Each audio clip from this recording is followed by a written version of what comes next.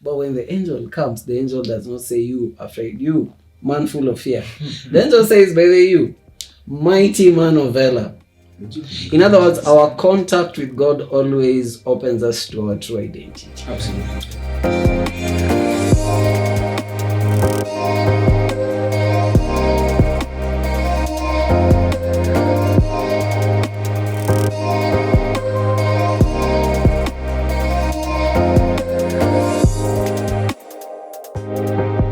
Welcome guys to Authentic Man Conversation Season 2. Yeah, it's longer, it's better. And we are talking about the man, the mission, and the mandate. The man, the mission, and the mandate. Welcome. This is very interesting because, talking about the man, it's just mwanaume. That's Swahili for the man. Yeah, mwanaume. Yeah, God begins with the man.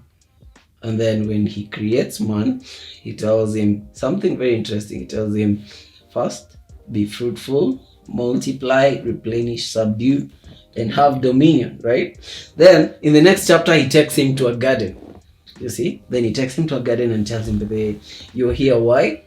To tend and to keep, you see?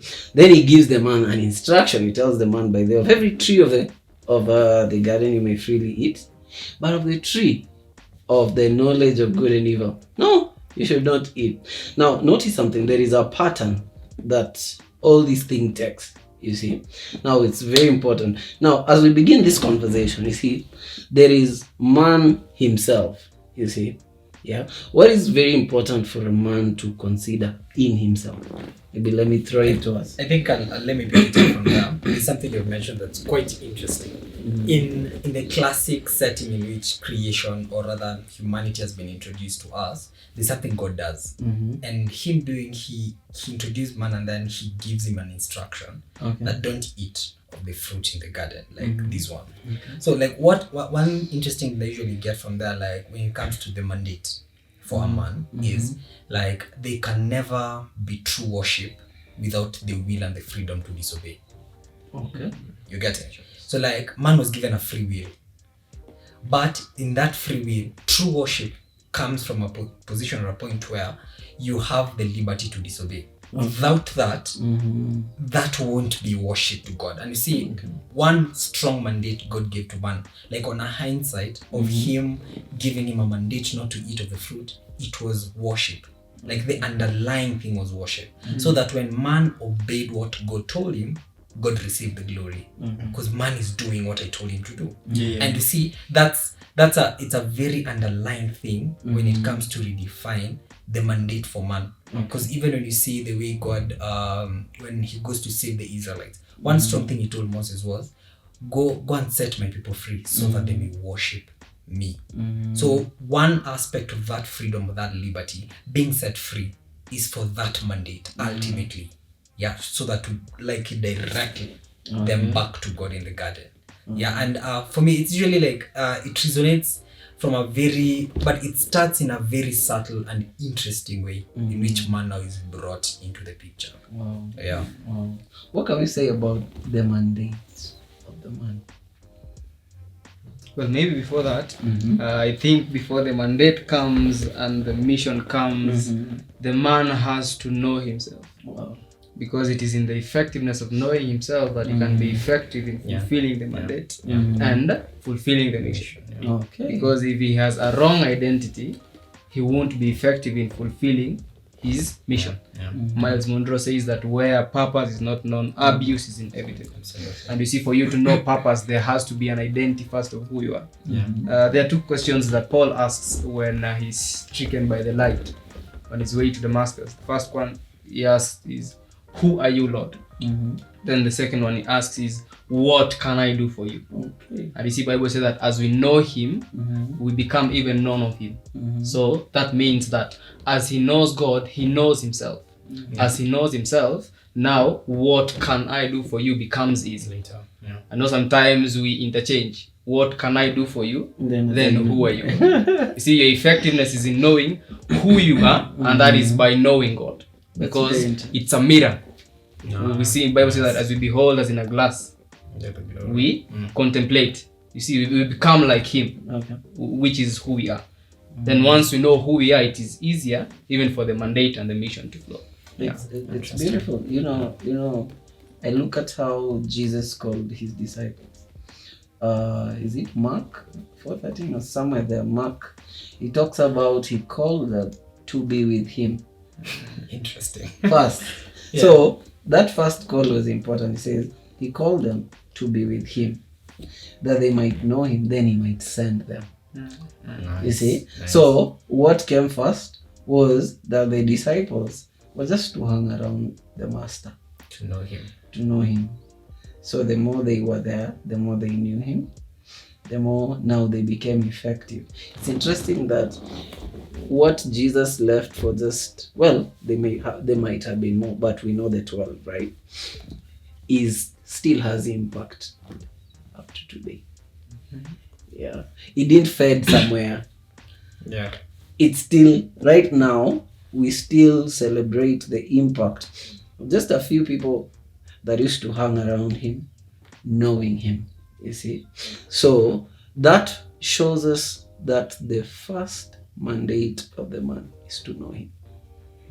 Yeah. That, if I may, that's actually a trick question that God kind of put it in front of us, because like you said, it's the man, the mission, the mandate. So it's the man, then the mission, what you've been told to do, be fruitful, multiply, and fill the earth, and then the mandate, the space in which you're supposed to do it, have dominion over the birds of the air, the fish of the sea, and whoever keeping the thing that keep it upon the earth. But before all that, like Mr. Chris just said, you need to know the man. It's a trick question. Why I'm saying that is because God calls himself the great I am. So he asks you, I want you to know I am. I want you to find out who is I am. So as you begin to find out who is I am, guess what? You're finding out who is I am. It's a trick question, So if you reverse the words, is the more you know I am, the more you know who am I. Okay. It's like that's why Christ calls himself the light, because take for example a stained glass or any object. The closer it is to the light, the more you understand what it's like. Okay. So as we get ourselves closer and closer to God, it's more apparent who we are, what manner of people we are. Because at the end of the day, God doesn't want to dissolve our personality into his greatness. He wants to use his greatness to clarify and in the mission amplify our personality. Our color is most seen when we put ourselves inside the light that is Christ. That's why you call them to be with, to just build on what you said. That's why you call them to be with him, so that they can be with the light. Because as they are closer to the light, it's more obvious their color. Peter is more obvious that he's a rock. He's not really a shifting sun. Levi is more obvious that he is an apostle. He is not a thief.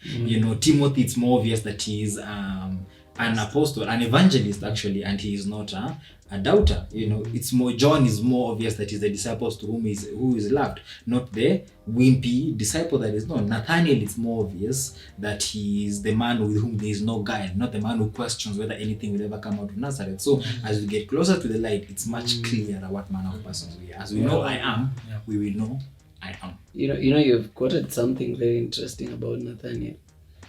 His first encounter with Jesus was interesting. Yeah. So was it Philip who came to call him? So Philip comes to him and then he calls him. And then when he calls him to go and meet Christ, he says, can anything good come out of Nazareth? But it's interesting. It's interesting how when he finally meets with Jesus, Jesus does not tell him, you're the one who has been saying there is nothing good that can come out of. He points him to his true identity. Absolutely. He says, by the way, look at this. A true Nazareth. This true. In whom? This is no guy. You wonder. The same thing happened to this guy. It's called Gideon. So Gideon is threshing wheat in the wine press. Imagine that. So he's full of fear. Why he's threshing wheat in the wine press is because he's afraid if he threshes wheat where he's up on the threshing floor, he will be caught. So he goes where he knows whether here no one will think there is wheat anywhere here. But when the angel comes, the angel does not say, you afraid, you man full of fear. The angel says, by the way, you mighty man of valor, In other words, our contact with God always opens us to our true identity. Absolutely. You know, it's true. I'm actually hearing you guys talk, and I just remember how Jesus began his ministry. He walks into, John the Baptist, and is baptized, and a voice is heard from the heavens, saying, "This is my son, my beloved son." Absolutely. And God begins by affirming his identity to him. Because he knows if his identity is firm, then he will go on to affect the world. And that's why Jesus never lost touch with who he was. And that is why he was effective. At some point you will see people try to even associate him with the fact that, they will say, we know your brothers and sister. You're the son of Joseph. Mary is your mother. But he will say that, I don't come from the earth. And, you look at John chapter 1, and Bible says in verse 12 that as many as believed in him, look at what he began by doing. He says, as many as believed in him, to them, Message Bible puts it well for me. He says, did he give the ability to become their true selves? Oh. Then it has an hyphen. Then he says they are God kind of selves. So he begins by restoring them to God's original idea of who they are. Okay. And when he calls the disciples, says, come unto me that I may make you fishers of men. So it begins by, the reason why they went on to be, like you're saying, the reason why we are even still feeling their impact is because as they were walking, they knew who they were. They knew who they were, and that is why they were effective. And that is why in the book of Acts, they say they tried to stop them from preaching in the name of Jesus. But to see who they were could not allow them to stop. That's a very powerful thing you say. Because if they didn't know who they were, they would have gone back home. Yeah. The same happens to Paul. One particular time Bible says, and Paul is stoned. You see, if he didn't know who he was, he would have went into an inn, an hospital at that particular time. But you see, Bible says he woke up, dusted himself. Then go back When to he entered the next city and preached the gospel. You see, these are people who knew who they were and they were established in that. If you go to the supermarket looking for a product with the identity in mind, it will help you locate it easier. And you see, when like, let's say, for example, you go to the supermarket and you're looking for jig, you see the identity will tell you this is jig. And so when you pick it with the identity, you know its purpose. So the identity is what will actually tell you the purpose of what it is that you've gotten from the supermarket. So it is very important, just like, we are actually identifying man. And it's very important that man, first of all, understand who he is, so that, it can help him function even in the area of his mandate and mission. Wow, that's nice. So we have established one thing very cool. The man needs to know who he is. Yeah. And how he knows who he is through his interaction with God, his knowledge of God, his own walk with God, right? So now let's talk about the mission. What can you say, Brad, about the mission? So I like what you're saying about the mission. So there's something really that interests me. You see, when you're born, when you look at kids, you see they are curious about everything. They want to know because there's so much they want to know about this. Like even when they're traveling with their parents, when they're in the car, what's daddy, what's that, mommy, what's that, But as we grow up, I don't know what happens along the way, and we get caught up with a lot, We get caught up in the daily activities, we get caught up with, and we might end up forgetting why we are here. You see, we might put our lives in autopilot or on autopilot. You see, you're living unaishi for the next day. Like you don't really have that joy or that hope. You don't have something that you're dreaming of. You're just living to survive. You see, and even as you're talking about the mission, having like a dream or an end, let me call it an end thing, like this is what I want to achieve, or this is what I believe God has called me to achieve. You see, that gives you even the the strength, or gives you even the hope to actually do the things that you're supposed to do to get to that place, you see. And as you're continuing to walk with God, you see, you realize that, okay, this is what I'm meant to be. This is my mission, I can say. This is my mission. This is my purpose on earth. And I believe you're not just, as you're saying, I'm talking with Mr. Kisala here, that your life is not just a long story of how you died.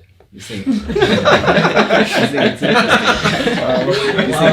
So your life doesn't end when you die. You see, you need to leave a legacy. You see, like if I say here, Mr. Chris, this is what Chris has been able to achieve, things that you can quantify, but also you've left, you've impacted something into the world. You see, so I believe even the mission for the man, even in his purpose, it's not only about him. You see, God has called you to move. You're like a wave. You see, you're affecting others. You see, first for yourself, you've understood, as you're saying, you've understood who you are and what are meant to be.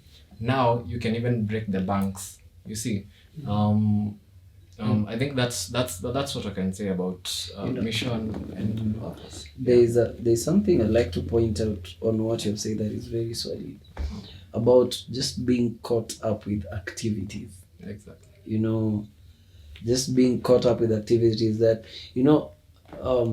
that a person's life is just about what they wake up in the morning, what runs in their day. And you see, they don't have an end picture, neither do they have a now picture of what is strongest, what moves them, you see. And you see, activity is not synonymous to productivity. You can, I like a statement one of our pastors once said, that you see, there's nothing as bad as climbing a ladder so fast only to realize you're in the wrong rooftop. You see, so they're just doing stuff, and then you reach there and then you realize, it's the other one. And you see, what has been wasted there is time, energy, all the resources. You have just been living in vain. But on a hindsight, really, activity by this is not bad. On this premise that, you see, mission is not made, or it's not stumbled upon. Mission is discovered with time. But the process of discovery is activity. That's, I usually say, like, that's the quote unquote like the positive side of activity. So up until you've been doing something for a while, that's when you realize, by the way, this is not for me. This is not for me. Yeah, that's another perspective I'd have on Actually, I think stumble is actually a good thing. Yeah. I remember in one listening to TD he says that who he is currently are some of the things that he has just stumbled upon. Yeah. And sometimes when you say activity, because sometimes somebody could be doing some certain things, and this could cause confusion in their lives, because they could be like, what if I'm doing the wrong thing? To be honest, even personally, me, I don't know if I'm doing the right thing. All I know is that it is easier to steer the steering wheel of a moving vehicle than an immobile one. It's actually stationary. Stationary is a stagnant. It's easier to steer the steering wheel of a moving vehicle than a stationary one. And sometimes God just wants to find you doing something. And that TJ says that some of the things that he has actually stumbled upon. And we could be doing something that could not be the thing, but it could be the thing that could be leading to the thing. And I like when he said that statement. Because these are things we are discovering. God sometimes just reveals to you, and all he wants you to do is to keep on taking a step, a day at a time, taking a step, trusting in him through the process. Because sometimes we say, I don't know what to do, and we defend ourselves by saying, I don't know what to do. Is that really a place where we want to be? You stay at home and you say, I don't know what to do. 2020, you've been telling yourself, I don't know what to do. Then as you cross over to 2021, you say, this year. Then 2021, still, I don't know what to do. I believe we all can find something to do. You know, I always sometimes when I'm chatting with people, I always tell them, even if it is brushing the shoes in town, that's something to do. It might not be the thing, but I believe it will be the thing that will lead you to the main thing.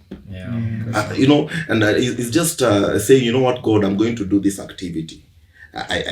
Well, it might not be clear, but I know that you can use this to direct me. You know, that heart is a very important heart. You know, now that's a heart that is purpose-centered. You know, like it's different when someone is just doing things for the sake of, and when someone is doing something with the intention of being where God wants him to be. You know, like that kind of heart, God finds it so easy to move with such a heart. A heart that is ready to, God, lead me in the way everlasting. You see, teach me. Like, you see, we see a lot of that in David. He's like, teach me your ways. And we see the consequence of David's walk until God says, I will establish your king. As in, the man was always set to do exactly what was in the heart of God. He was set, even in whatever he did. And you see, that set in motion something. You see, it's different when a man is just doing things, but his heart is not positioned towards God. You see? And that's why we go back to, you know, that's why we go back to man finding, you know, like his connection with God, because he has first of all to find his connection with God. Then God has to reveal him to himself. Yeah. Then you know, if man builds from that point, because you know what we are talking about is not just about men that are born again. We are trying to even reach out to, you know, any man that is outside there, that is probably on the verge of, you know, I don't know what to do with my life anymore, and probably they're even contemplating on suicide. Personally, I'd like to let them know that, you know, somebody said you don't need to go back all the way to the day you were born in this world to have a new ending. You can actually decide today that you're going to have a new ending, and it's going to be. So today you can just decide that, you know what, I want to know who I am.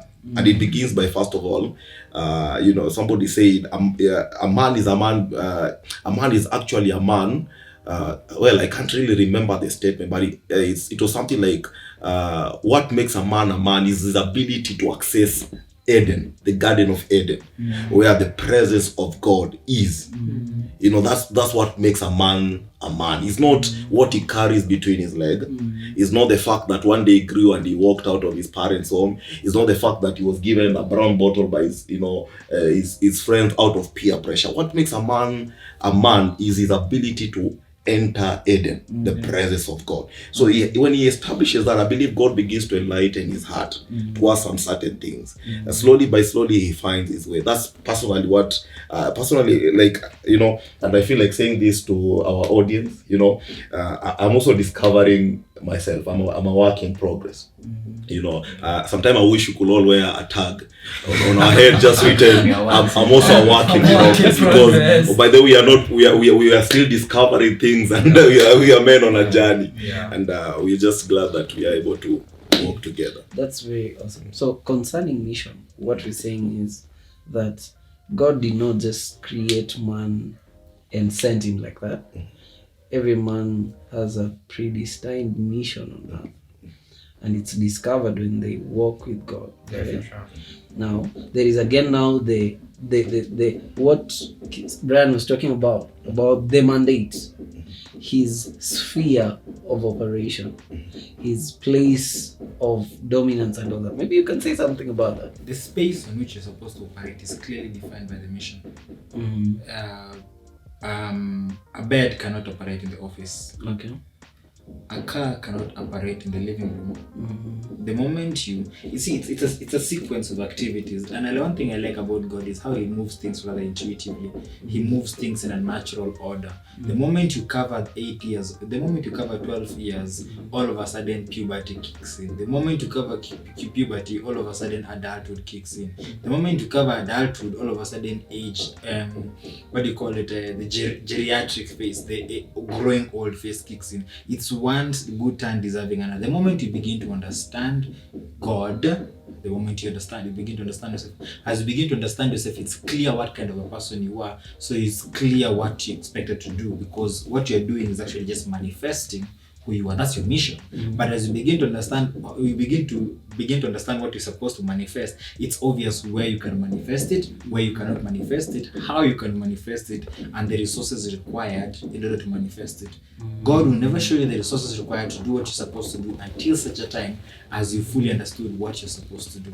It comes one good turn deserving another. The kingdom was given to David when he had learned he's supposed to lead. You know, the nation of Israel was given to, well, Abraham the moment he understood he's a father of faith. You know, the moment he understood that he's supposed to walk with God. Jesus was given his kingdom the moment he understood he's supposed to die for humanity. So when you understand your mission, your space is given clearly. One of the biggest issues that comes up as actually a very inherent and problematic issue is when people try to create a space that God has not given to them.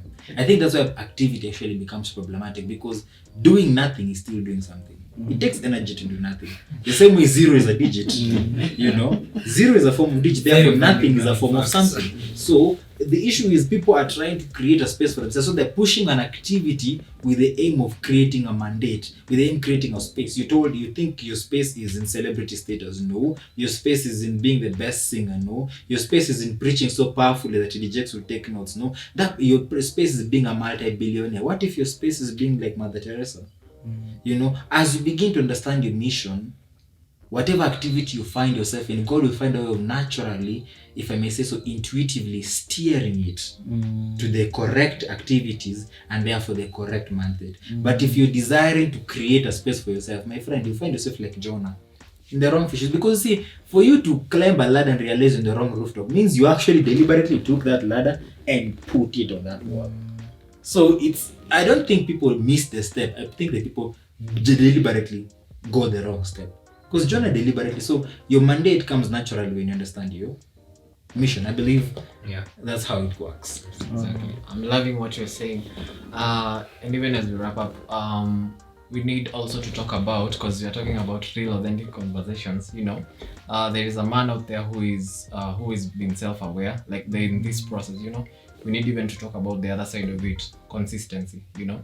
We always talk about something that I heard somewhere, I can't remember, like, what's the last thing, have you been obedient in the last thing God has told you to do? Absolutely. You know, like we're saying it's a process of things, you know, and therefore we need to be consistent. We need to like follow through, you know, what God has called you to do, and trust the process, you see, and not to be in a hurry to get there. You see. Let me just read two scriptures even to summarize some things about the mandate. We can open the book of Romans chapter 11. Romans chapter 11. This was Paul. You know, I like how Paul knew who he was. Look at verse 13. If you again go to Galatians, you will see how Paul knew his place. He says this, "For I speak to you Gentiles." Then he says, "In as much as I am an apostle of the Gentiles." He says, "I magnify my office." So he knew where God wanted him to operate from. Actually, that's very important. And okay, if you look at it very well, is that when he stepped out of his office, he decided to go to the Jews. That's when chaos used to happen. That's when he died, you see. So as a person, it's important to know your sphere. Where has God positioned you as a person? And like we have said, it comes naturally if the process is just okay. You know who you are, you understand your mission, you will find your place very easily. Let's read this last one, and then we call it conversation. Go to Proverbs chapter 4 and verse 13. Proverbs 4 and verse 13. Can read for us. You're there. Proverbs 4 verse 13 says, "Take fast hold of instruction, let her not go. Keep her, for she is thy life." Wow. He says instruction is your life. Instruction is your life. Say, keep her. Take hold of instruction. Why? Because she's your life. thank you guys for tuning in to this conversation. Make sure to like, subscribe, and comment, and also share these videos to your friends. And at Authentic Man, we say, man God's way. Yes. See you next.